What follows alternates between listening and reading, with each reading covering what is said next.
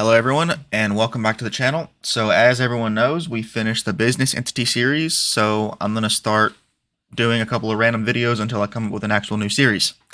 So here's one. We get asked pretty commonly at the office, what do I need to bring to you whenever you're doing my taxes? You know, like a client calls you on the phone and says, hey, what do I need to bring you so you can prepare my taxes for me?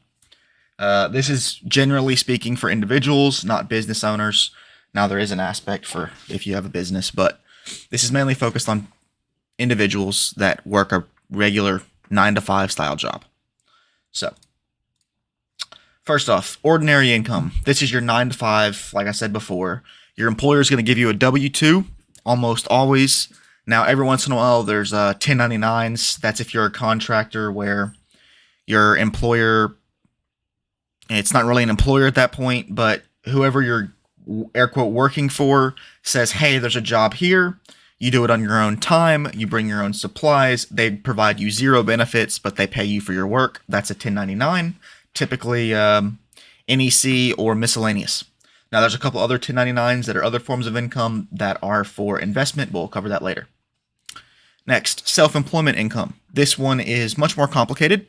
It's small business income. Anything over $600 must be reported. So, you know, if you drive for Grubhub, if you deliver anything like that, if you have any small business on the side where you make something or you paint or sell or Etsy shop, any of that kind of stuff, that's self-employment income. With that, you'll have to keep track of all your books, so all your income and any expenses involved. Basically, anything that's ordinary and necessary is the general rules. Anything required for the business is an expense, and that offsets income directly. And that's done on a Schedule C. Any tax preparer will understand this and will be able to give you more specific guidance if you have small business income or a side hustle income. Now, the third one, which is really common for individuals, is investment income. So any brokerage reports, your 1099 dividend reports, your 1099 interest reports, those also can come from a savings account. Any of your 8949 information, that is where you sell a stock. So 8949 is where your brokerage is going to report to you what your cost basis was and then what your selling price was. And the difference of those two is what you get taxed on. So let's say you bought a stock for $30, you sold it for $50, you get taxed on $20 of that profit. If it's held long term, then you get taxed on long-term capital gains, and this gets a little more complicated, but you really want to hold any types of those stocks for longer than a year. You get significantly preferential tax treatment as long as you're taxed as an individual.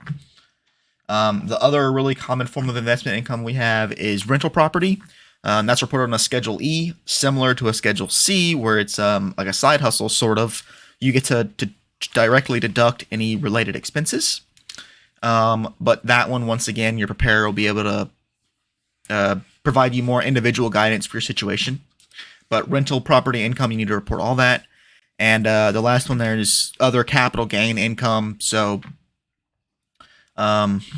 this one, if it doesn't go through a stockbroker, you sell an individual asset, you sell a piece of land, you sell, any asset that you have that you owned and then you sold for a profit must be reported, and that's any other capital gain, either short-term or long-term, depending on the time period held.